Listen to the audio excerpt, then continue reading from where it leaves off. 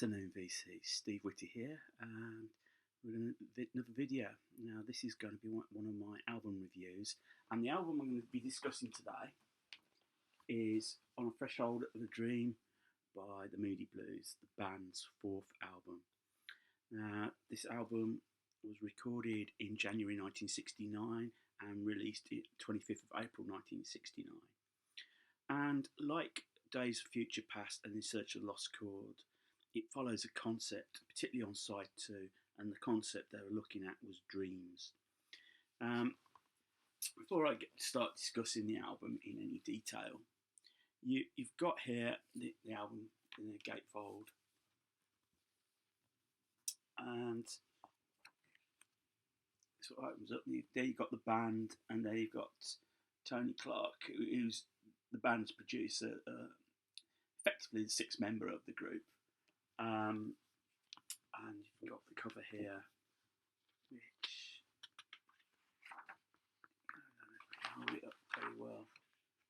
Oops, daisy. See what's the best way to show this. It's sort of like a booklet, the lyrics.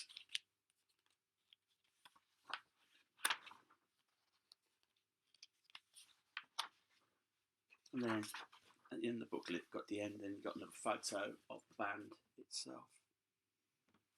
The album came out on the Ram label. There you go.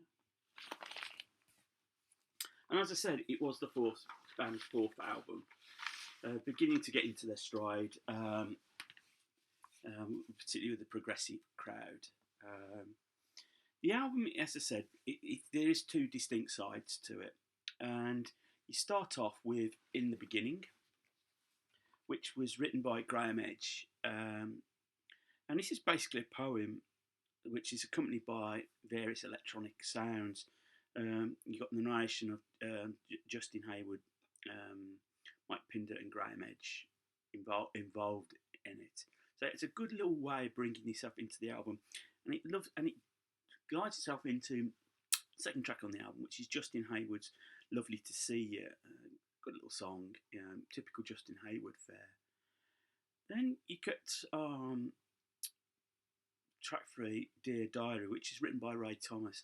Now, before I go any further, this is one of the main strengths I feel that Moody Blues had, particularly late 60s, early 70s, was that all the band contributed into the songwriting.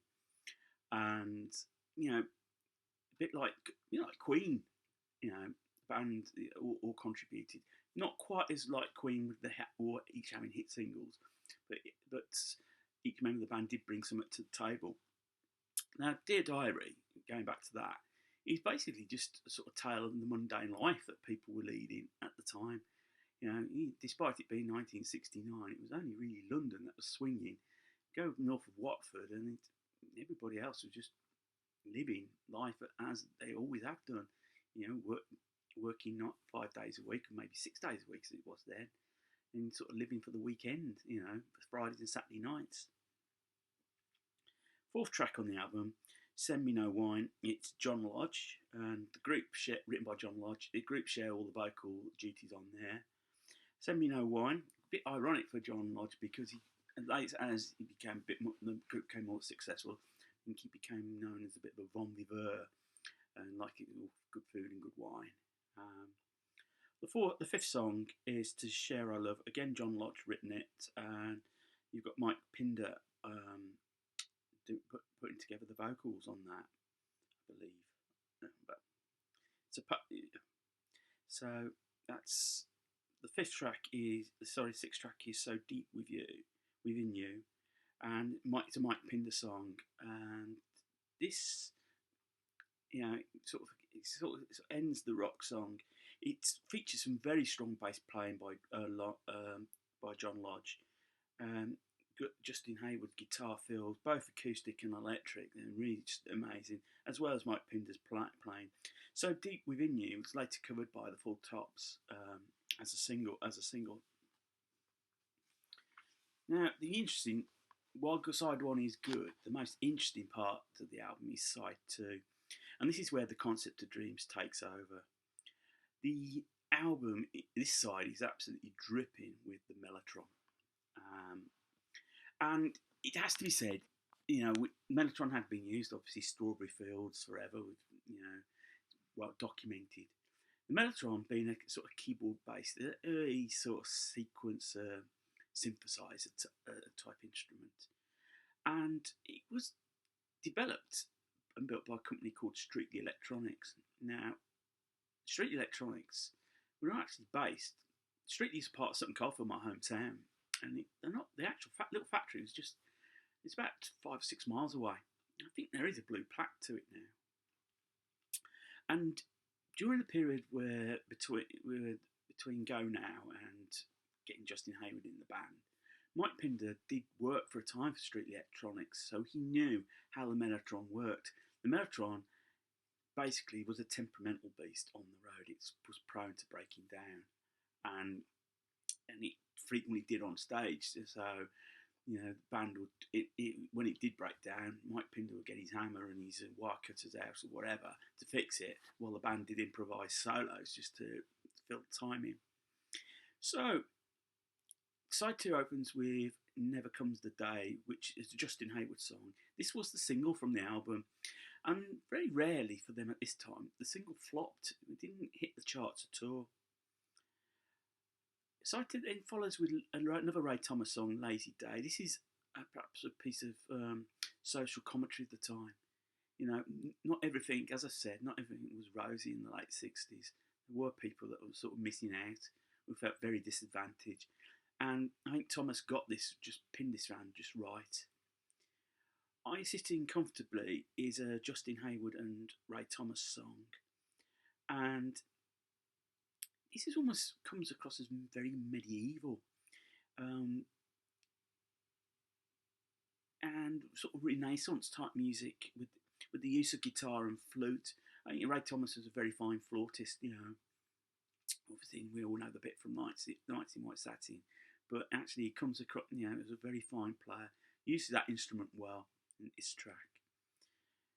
The Dream is another Graham Edge poems, which Mike Pinder narrates. Mike Pinder has such a great, strong vocal delivery when it comes to doing the poems. And this is where the Mellotrons start to come to the fore. It's, the poem is there, but the Mellotrons are just in the background.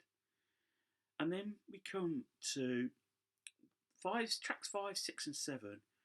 Basically, a tour de force by Mike Pinder. And this was inspired by Richard Strauss's, be careful how I pronounce this, Ausaussprach Zarathustra. Now, track 5 is Have You Heard, and that's part 1, Mike Pinder. And you've got, follows up by another Pinder song, The Port Voyage, and then it ends with Have You Heard, part 2.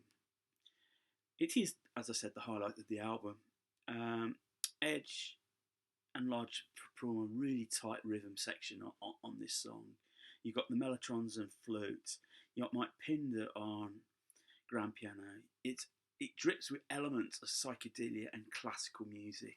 It is, on the last track on this album, it's really one of those tracks that sort of defines progressive music and brings the album to a fine close. Let me finish the stats for you.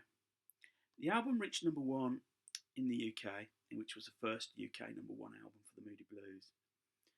It also reached. It reached number 2 in the US, which was the first top 20 album for the Moody Blues. It also precursed a really successful period.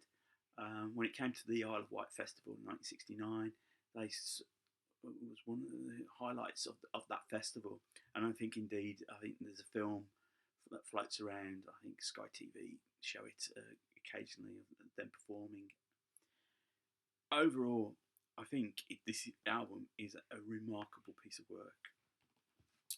The Moody Blues star was rising at that particular point, and I think you could see it from developing even further. if you haven't got it or you've never heard it, I thoroughly recommend that you listen to this album. And if you liked what you heard, go out and purchase a copy. It is an absolutely brilliant piece of work.